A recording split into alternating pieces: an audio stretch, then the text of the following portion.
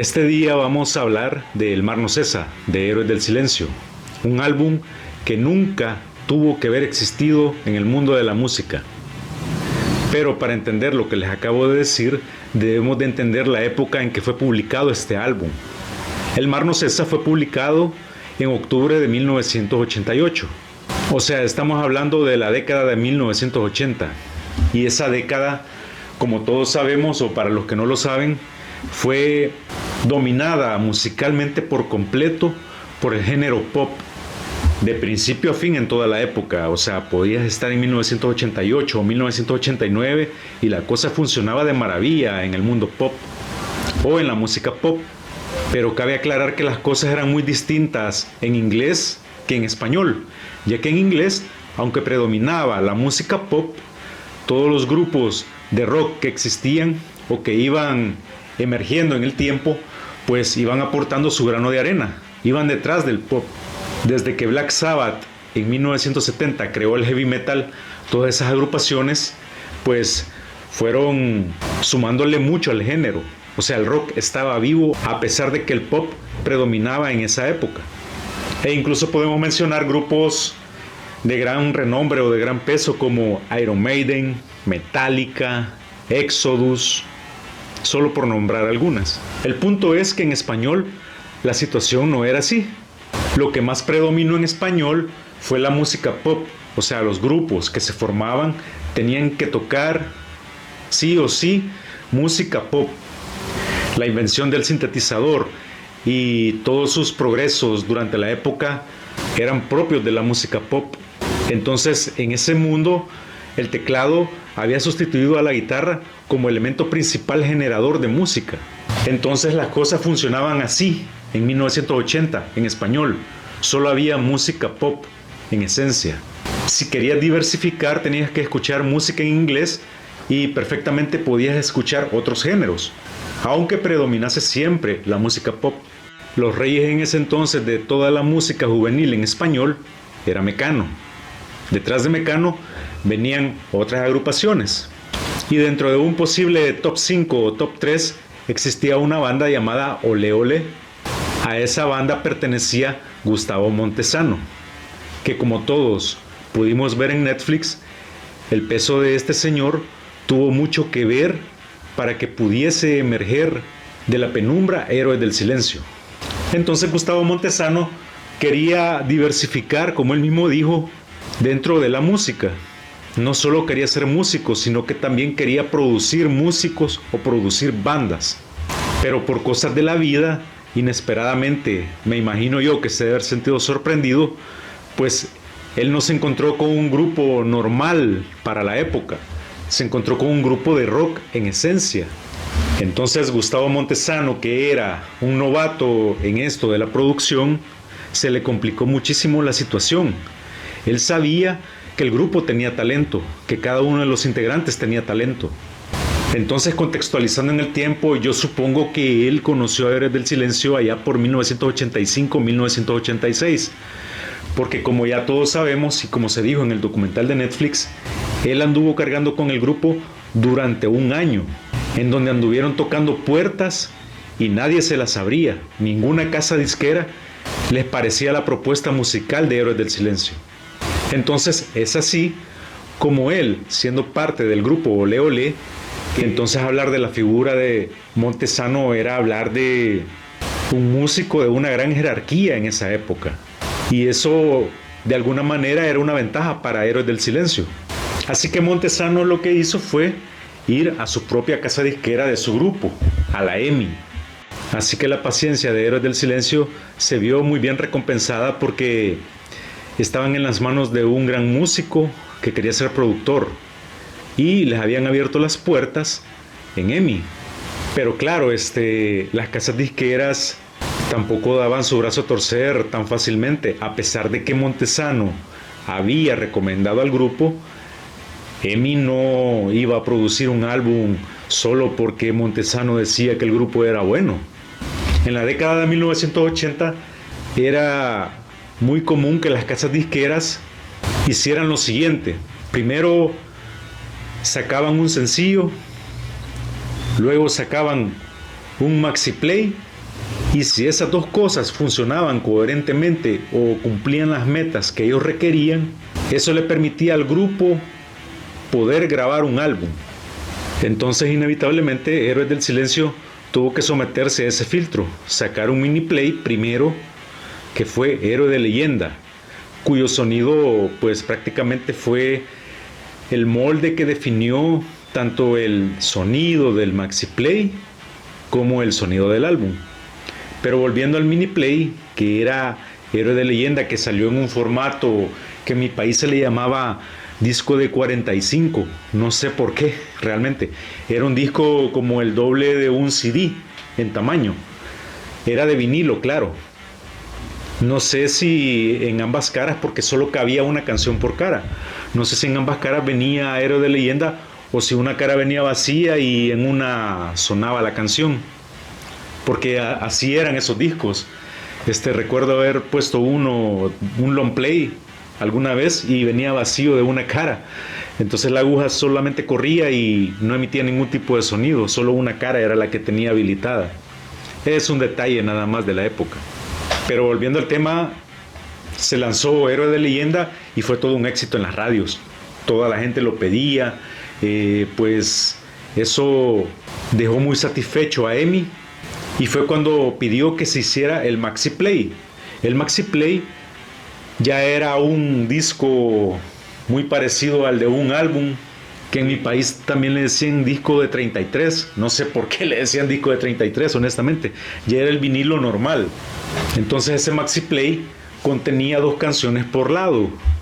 Volvía a aparecer nuevamente Héroe de Leyenda, La Lluvia Gris, El Mar No Cesa y un remix para discoteca de Héroe de Leyenda, porque había sido el éxito del momento en España.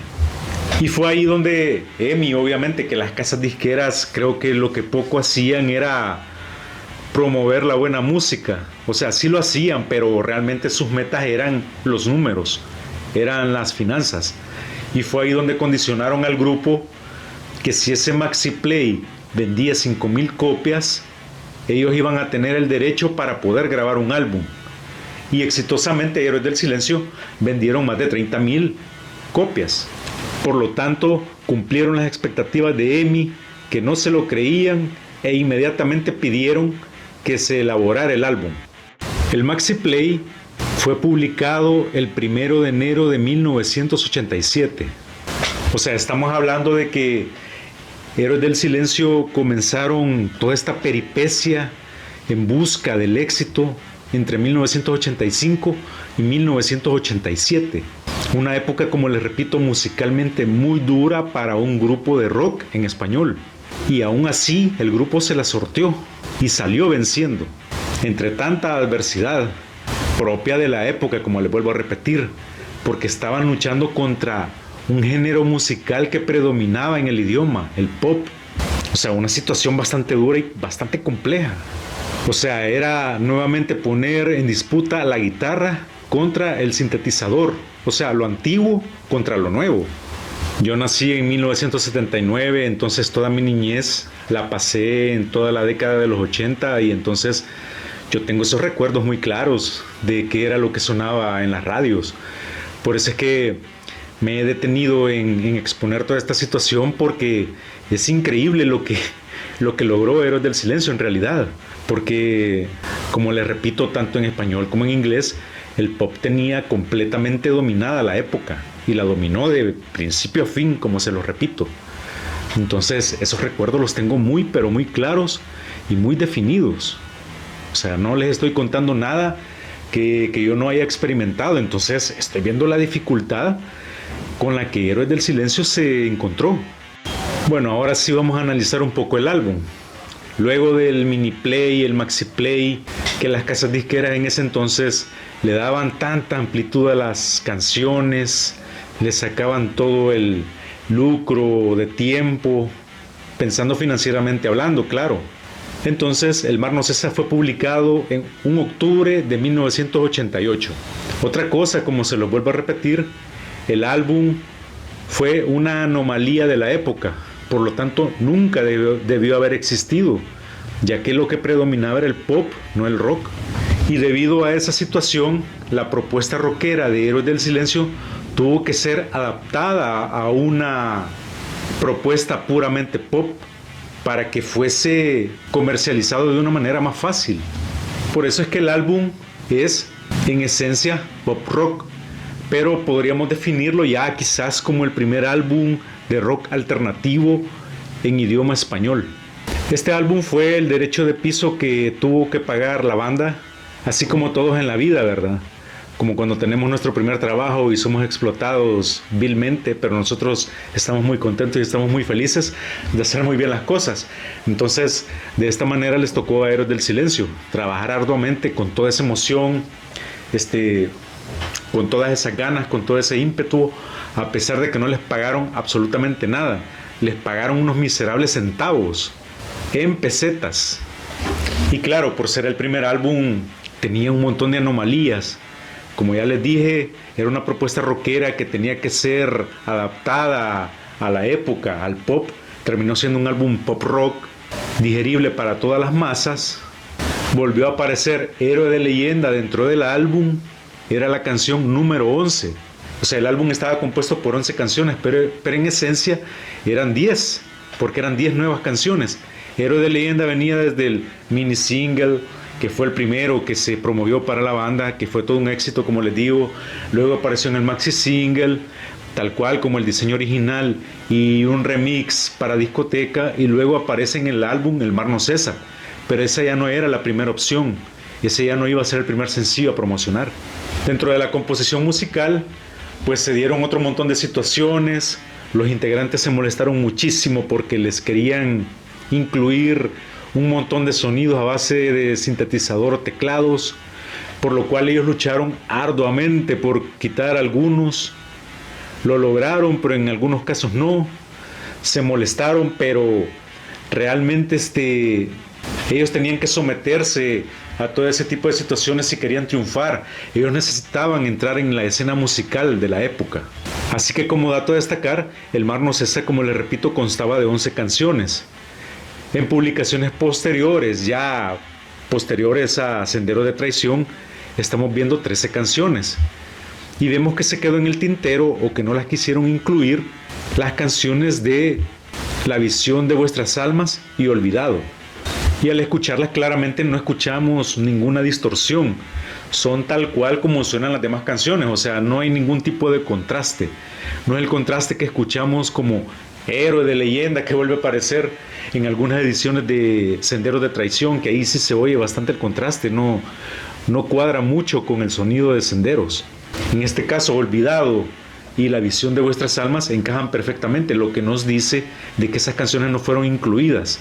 Y lo que sucedía es que las casas disqueras no estaban en sintonía con la demanda del público, sino que ellos creían cosas que me imagino que eran decisiones que tomaban desde un escritorio y en ningún momento hacían un trabajo de campo, como por ejemplo mandar a alguien de la casa disquera y decirles: ve a ver este concierto, ve la reacción del público.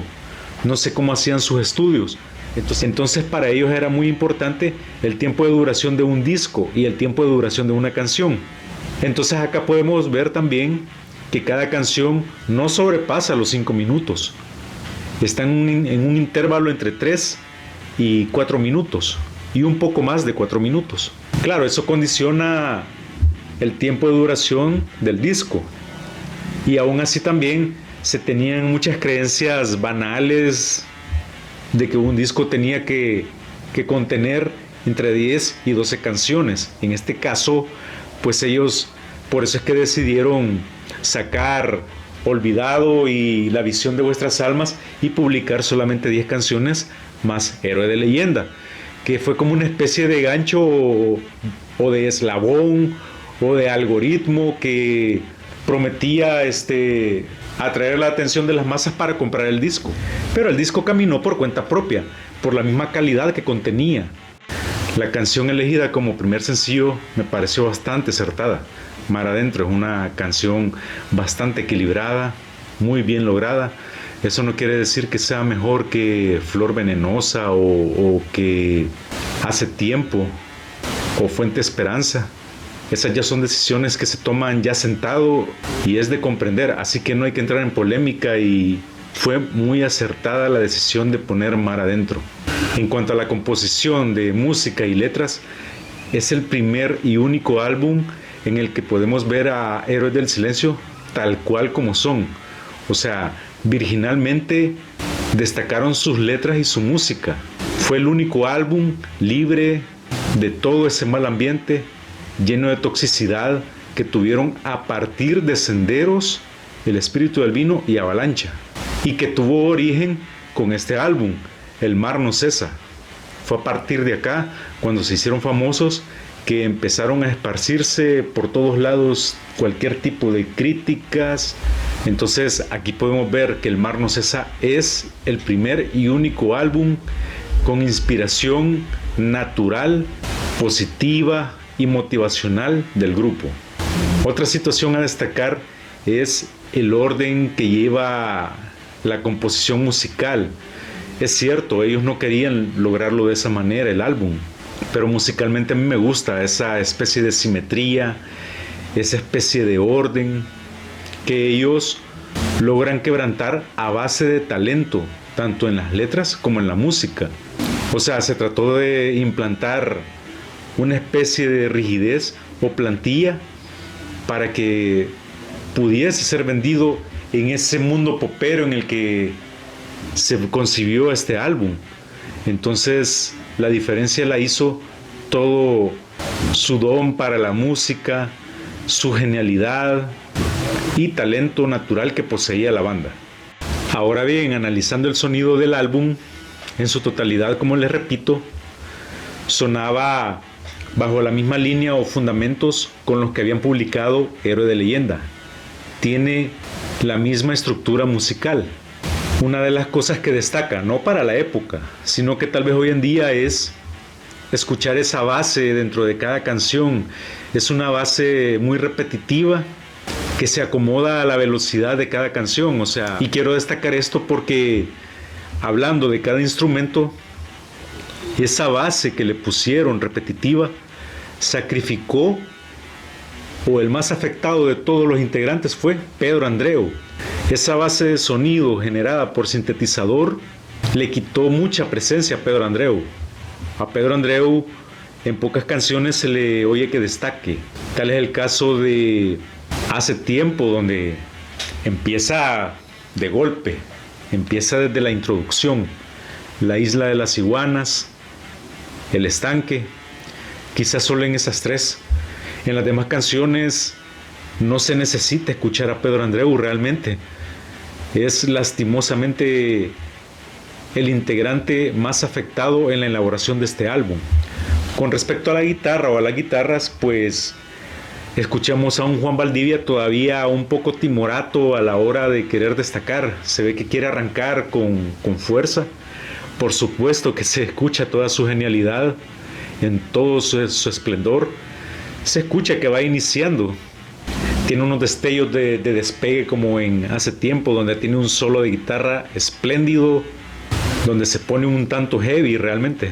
Y de ahí en adelante escuchamos una guitarra bastante cristalina, bastante clara, muy bonita, muy bien ejecutada, perfecta. Quien sí rompe los esquemas en su totalidad es Joaquín Cardiel. Este álbum no hubiese sido lo mismo sin Joaquín Cardiel. Es increíble el nivel de ejecución que posee en este álbum. O sea, él empieza con Héroes del Silencio o en este álbum de una manera pero sorpresivamente espectacular. Es un bajo con una alta potencia, la que ejecuta es bestial, la verdad, bestial. Ahí se nota la calidad y el gran talento de Joaquín Cardiel. Es que es increíble. Este álbum, alguien dijo de que había sido elaborado nada más con bajo y guitarra. Y realmente sí, pero es por esa pista. Yo no puedo decir mal lograda porque es parte del álbum y el álbum hoy en día realmente se escucha bonito. Es una alternativa bastante suave cuando tú quieres escuchar a Héroes del Silencio con una revolución más baja. La voz de Enrique Bunbury bastante potente, solo que se le oye un tono bastante, no sé, un poco más bajo, un poco grave. pero me imagino yo que era para generar ese sonido pop que buscaba tanto Gustavo Montesano como la EMI, porque Montesano fue el que los produjo y fue el que estuvo editando, mezclando, y fue el que tomó las decisiones musicales de cómo se iba a escuchar el álbum.